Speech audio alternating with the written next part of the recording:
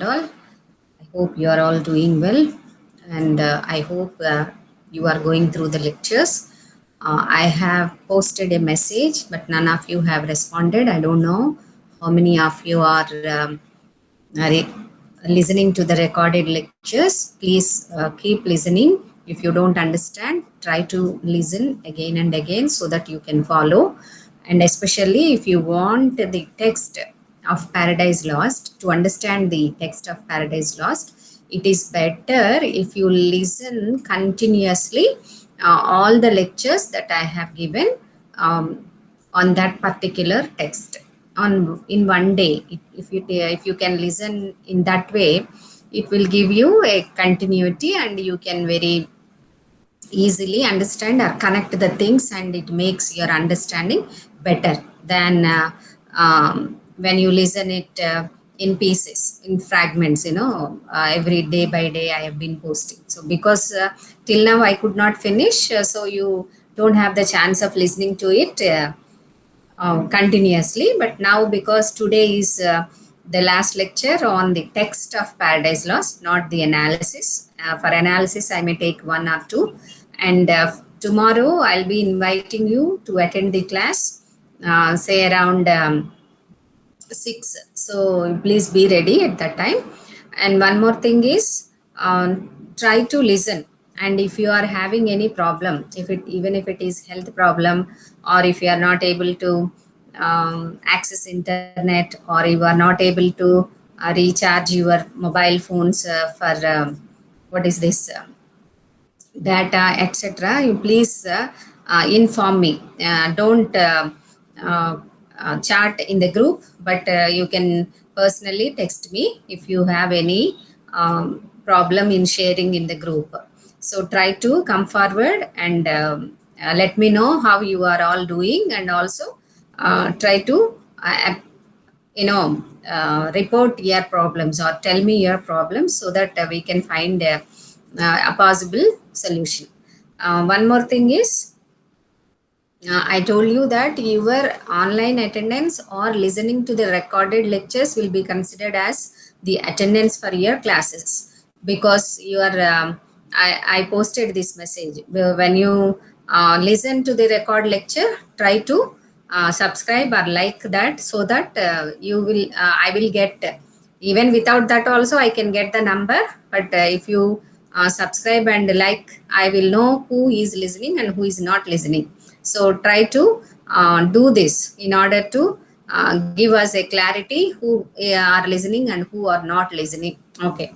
So in this class, I want to continue and most probably finish, complete. Okay.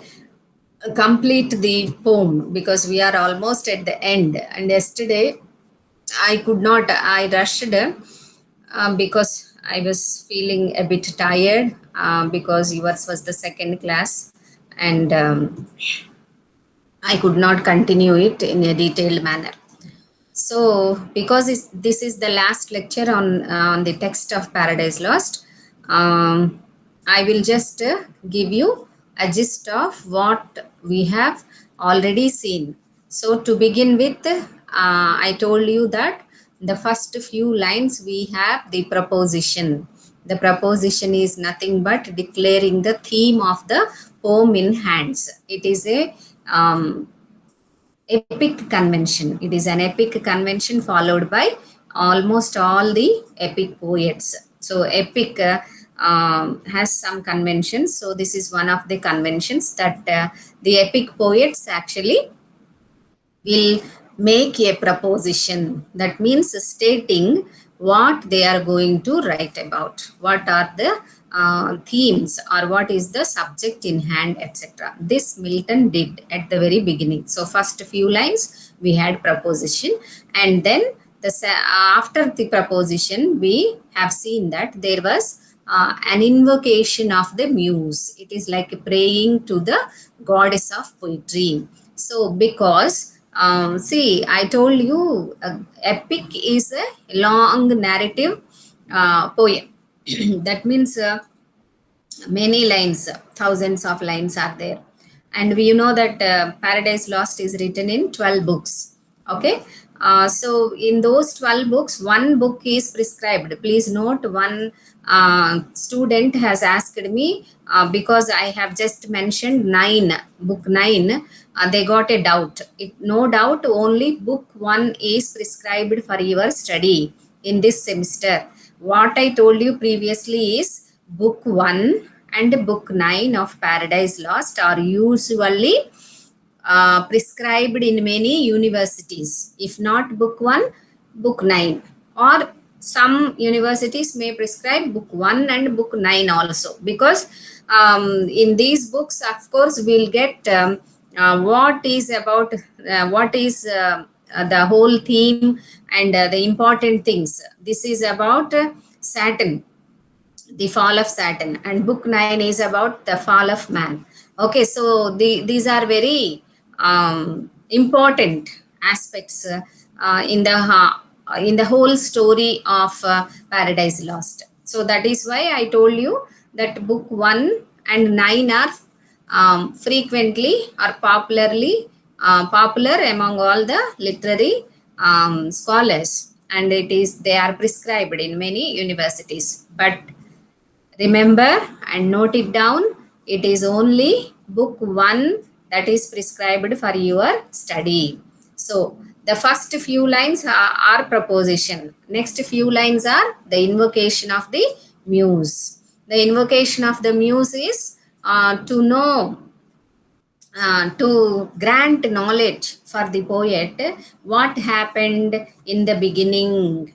So, or in the beginning, in the sense, in heavens with gods. Okay. And what happened, why man lost paradise, and how their state of bliss is restored, etc. So in the invocation itself, he states the theme again. Okay. So what is the subject? How in the invocation he says that, let me know, why the grandparents disobeyed God, and for only one restriction, they were the gods of the garden of heaven, but they could not follow that one restrictions. So then what motivated them? He lost it. Talking like that, he comes to the character of the Saturn, and then he refers to, in few lines, he refers to the war in heaven, heaven between God and the forces of Saturn. And then we have seen how he describes the hell, which is a fiery gulf, okay, fiery lake, etc.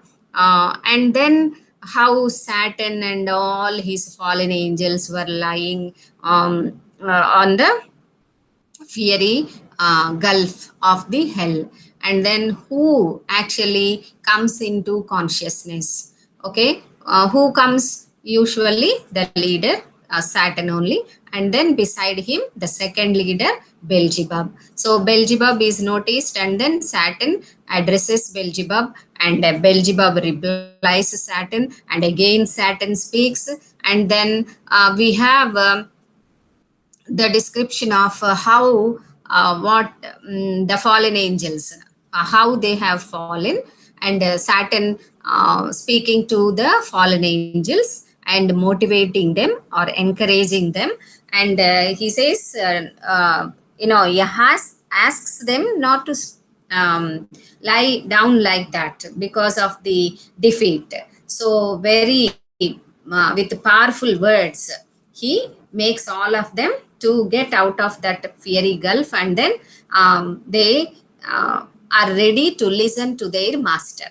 And there he stops for a while, the main theme, and then Milton narrates how the chief angels and now fallen angels are actually have become gods after the creation of the earth, roaming on the earth among the people, how they seduced people of different nations, especially the God's own nation, that is Israel, and how they developed this heathen cultures or heathen gods, bestial gods, etc. So we have a long list of Moloch, okay, Chemos, okay, Osiris, and all these names of gods. So he says that a host of fallen angels have gone in onto the different parts of the earth, and their plan, as Saturn, in the first speech of Saturn, he himself states that our plan is to destroy whatever gods God constructs, or whatever God is doing. So if God's duty is to, or God's aim is to bring good, their aim is to bring bad, or convert that good also to bad. If God tries to convert our badness into goodness, Saturn says that even then also we will try, okay, to convert it into bad. Destroying all plans of God is the aim of Saturn. That is what he says. And that is what, in the form of bestial gods, or in the form of heathen gods, they were doing, okay, for generations. It is like an immortal war. Saturn says immortal. Why it is immortal? Because like God, Saturn is also immortal, because once upon a time he was an angel. So, after that description, we will know how all these fallen angels have gathered at one place, and when they listened to his speech, they have answered him that they are agreeing for his plans of continuing the war. Okay, they gave full support. Even after the great punishment that they have received from God, they are not losing faith in their leader. That means Saturn. So when Saturn invited them, let us not submit. Let us not go and fall upon the God's feet yet, and let us wage war with force or guile. Okay, that is what he says. And we will have a meeting, and then we will decide how we will be waging this war. That is what he says. And then after that, the fallen angels have given their consent to Saturn, that they are also willing to continue the war against God. Milton describes gold in the hell. And he also refers to Mammon, Mammon, who is always in search of gold.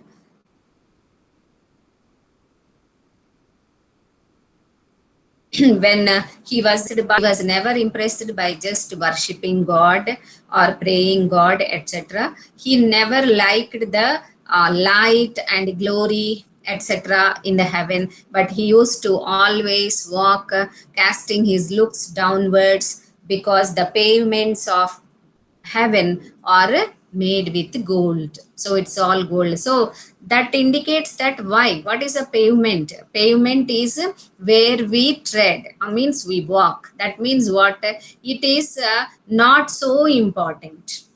So gold is considered not an important or a precious metal in heaven. So Mammon was wondering why they were doing like that when they were in heaven. So Mammon led them, and all of them have digged the hill and brought the ore of gold, and then they have made different shapes out of that. And Milton says how those innumerable fallen angels have divided themselves into groups. So one group is digging, one group is making molds, one group is trying to build the builders, etc. And then there was one architect, a great architect. There, he describes that architect, who is that name of the architect is Mulciber. Okay, Mulciber, he says, is a very great architect in the heaven also. And he is the one who built the high altars for God and other chief angels in heaven. Yet he says that his work did not allow him, or did not procure pardon from God, because he was on the side of Saturn. And while the war was going on in the heaven. So the great architect who built grand, structures, okay, grand structures, wonderful structures in heaven, was sent to hell. There, Milton says that this man was sent to hell to build here. So, under the guidance of Mulciber, they build a pandemonium. And how it was built, with the pillars, Doric pillars, and then with decorations on the roof, and pendants hanging, and lights hanging, and all the lights were set up, which are just burning with naphtha and other chemicals. So very great building. And uh, to describe, or to reveal the greatness of that building that is built by fallen angels, he Milton gives us many examples, like Babylonian structures, or Greco-Roman structures, or Greece, etc. So he also says that human beings boast that they have built great monuments, great structures, but he says that they might have toiled years together with many people to build such monuments or structures. But in the hell, what happens? Within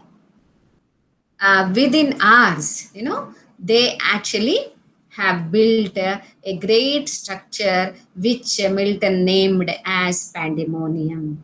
So the Pandemonium is like the meeting hall, a big meeting hall, where the council will begin, the meeting will begin. Okay, so at Pandemonium, the high capital of Saturn and his peers. So this is the Pandemonium is the capital in the hell.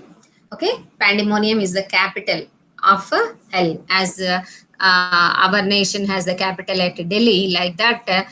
And the Pandemonium is the high capital of Saturn and his peers, his followers, or his other chief angels who are there. So there summons called from every band and squared regiment by place or choice the worthiest.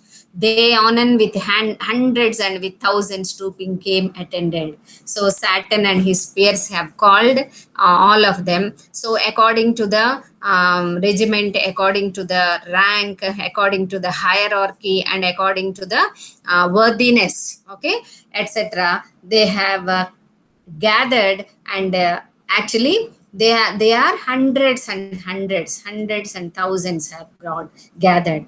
And when they came into Pandemonium, all access was thronged. మీకు తెలుగు చెప్పాలంటే కిటకిటలాడుతున్నారంటారు కదండి, తొక్కిసలాట్లు జరుగుతాయి, చాలా మంది జనాలు ఉంటారు, like that. All fallen angels have entered into Pandemonium, and it is thronged with all of them. The gates and porches wide, and all of the fallen angels, they are occupying, and they are just there on the porches, gates, etc. The what do you say? I told you, no, the among the angels also there are ranks. No, cherubim, seraphim, etc. Cherub is the highest in the rank, maybe next to God.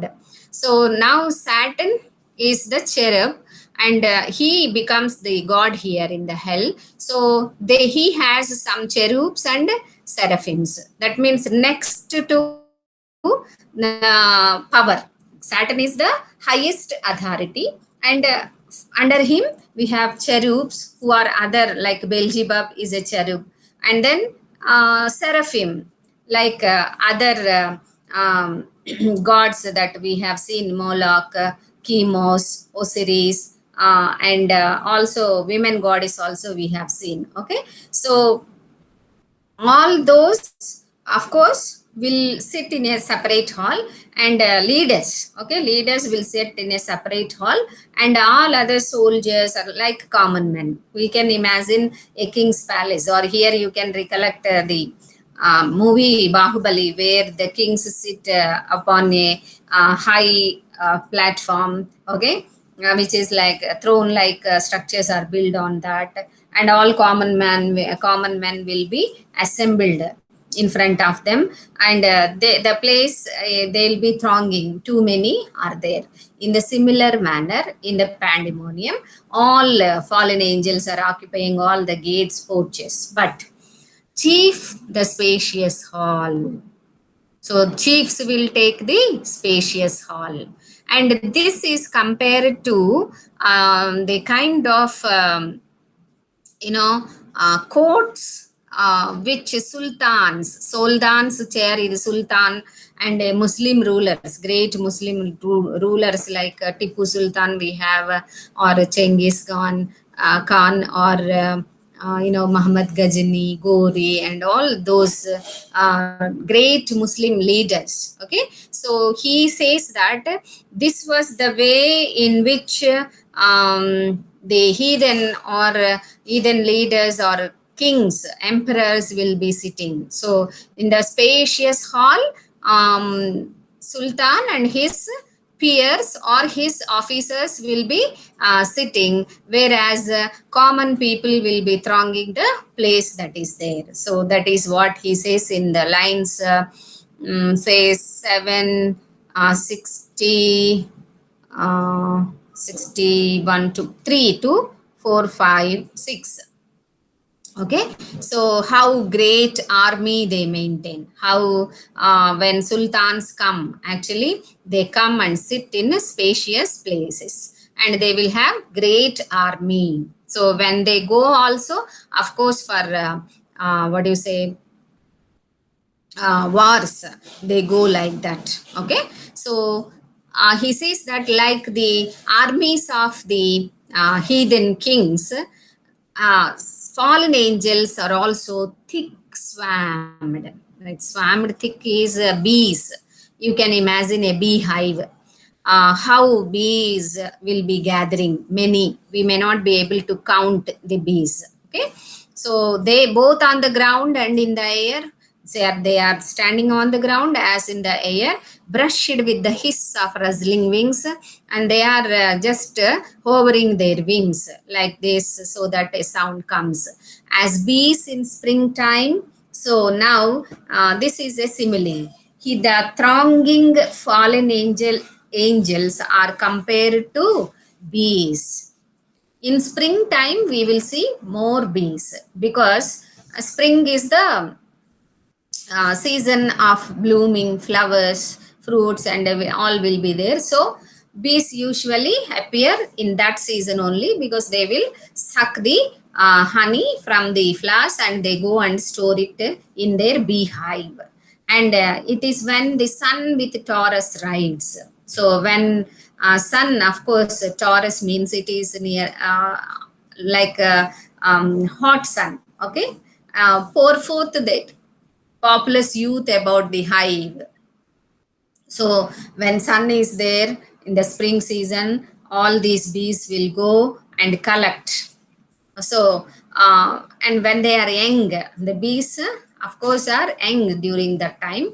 During spring time, they will collect the honey and come to their hive in clusters, groups. Okay, they among fresh dews and flowers. So fresh dewy flowers that they take and go and hide. What do you say? Store it in the beehive. Fly to and fro or on the smooth plank, the suburb of their straw-built citadel. So here it is. Their beehive, how they'll be just roaming from to the beehive to the flowers, and then again from flowers to the beehive, etc. So like that, here also, as you can imagine a beehive where all bees will be swarming thickly. The pandemonium is occupied with the fallen angels in that kind of thick manner. And now they new rubbed with balm expatiate and confer their state affairs. So now they are also, fallen angels are also like bees. No, actually, um, I have taken, yeah, one word is there, no, that is expatriate is actually to enlarge or to wander about. So how the bees will be wandering the similar manner, uh, these fallen angels are also wandering at that time. And then they are waiting so to attend the meeting of um, their leader, that is Saturn. So thick the airy crowd swarmed and were strained till the signal was given. So like the bees which keep on running to the flowers and then hive, and there also in the bee hive, you know that there is a queen bee, and that bee should give the order for all these bees to go to the beehive. And in the similar manner, these fallen angels are also waiting for the orders of their leader. So the signal given for the signal of their leader. Behold, now when the Saturn has given a signal, what happened? Behold, a wonder. Behold means see. It is a wonder. What is that? They, but now who seemed in bigness to surpass Earth's giant sons. Earth's giant sons are Titanians, okay? Titans, it is called. They are the sons of Titan in a Greek mythology. They are, uh, they have huge size, monstrous size, okay? So this, all fallen angels, and we have seen the size of Saturn. So, um, not that all are in that size, but fallen angels are also monstrous only. Now that monstrous size, now Milton says that this big size of these earth suns, now less than smallest dwarfs. So what is happening? They are changing their forms. It's a magic.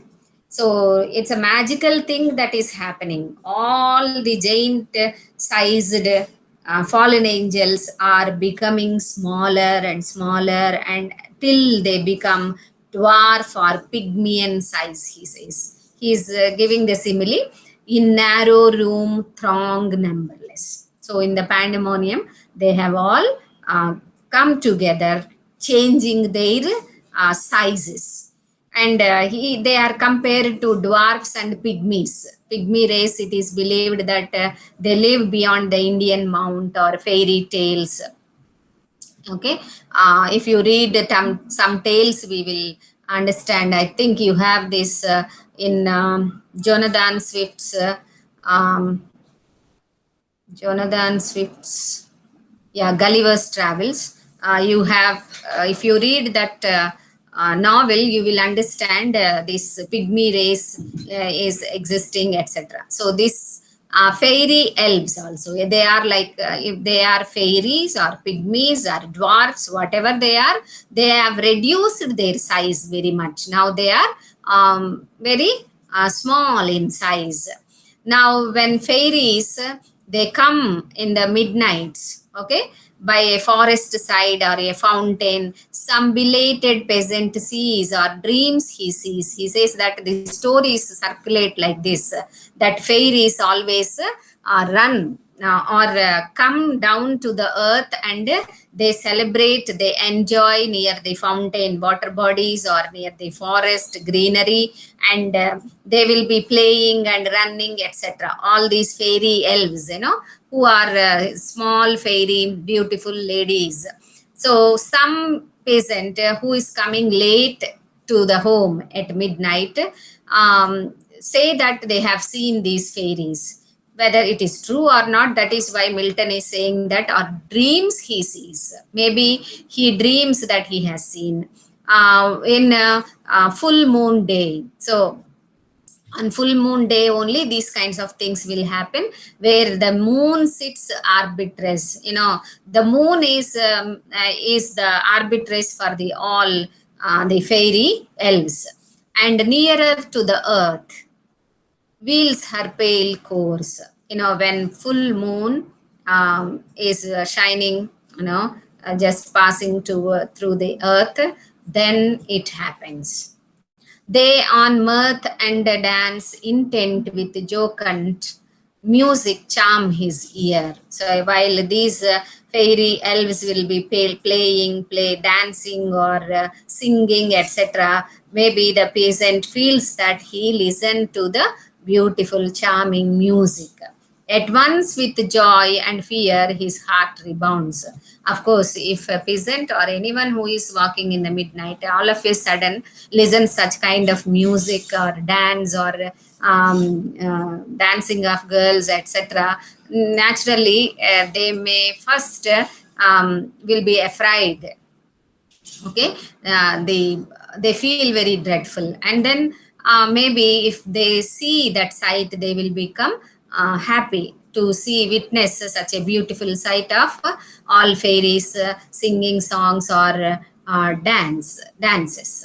So they are all small size only. That is why, of course, Milton is describing them. So thus incorporeal spirits to smallest forms reduced their shapes immense. So like the fairy elves, like the pygmy size, like the dwarfs, these giant personalities who are shapes immense, big shapes, have reduced their size to small sizes, and were at large though without number still. So now, even now also, we cannot count them. They are innumerable amidst the hall of that infernal court, that hellish court. So they are all in the hall, but far within and in their own dimensions, like themselves, the great seraphic lords and cherubim in close races and secret conclaves sat. So, a bit away from all these fallen angels, the seraphims and cherubim, whom I told that they are like the ministers or council of ministers of Saturn, they sat a bit away, and they started secretly talking with each other. 1,000 demigods on golden seats. They are like demigods sitting on the golden seats, frequent and full. After short silence, then, and summons read, the great consult began. So all of them have sit closely, so they have to discuss a very important plan, and then after some silence, the great consult began. What is this great consult? Actually, in the last speech of Saturn, we have seen this. He says that whether we should bow down to God, whether we should go and ask pardon from God, or shall we wage war, whether it be direct war, or it is, of course, he gives up the idea of direct war because they have lost the direct battle for the first time. So he says we'll be waging war with guile and force. But he says to the closure lines of that speech, if you go back in the text, you will find that it will be consulted, a council will be held, because the true leader will not take decisions on his own, decisions independently, because the leadership, of course, the good leadership is having taking the consultation or having the consultations or discussions, etc. So that is why the great consult began. The great consult for what? The great consult is to design their plans, how to destroy all plans that God will make. And whatever God creates, they want to destroy. And like that, he says that a permanent war, an immortal war will go on between God and Satan. And how to execute his plans, that for that only this consult began in the Pandemonium. So this is the end of book 1 of Paradise Lost. So what is there are what is there in book 2, 3, 4, 5, etc. Just for your knowledge, I will be sharing what is there in 2, 3, 4, 5, a few lines of each book, and then we'll discuss what are the possible questions. Okay, and also we will discuss what how to write answers, etc. So I'm closing the explanation of the text. Literal explanation of this text is over with this class of Paradise Lost. I will, I will take some more classes.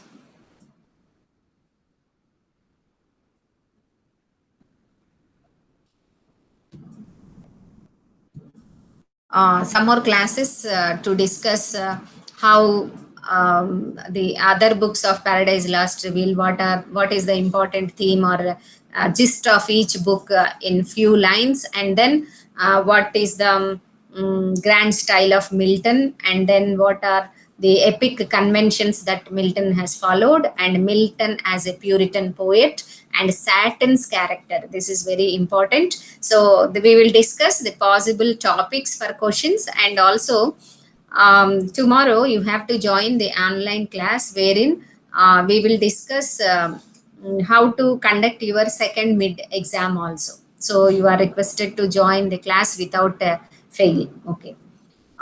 Okay. I hope you are all doing well. Take care of yourself. Have a nice day.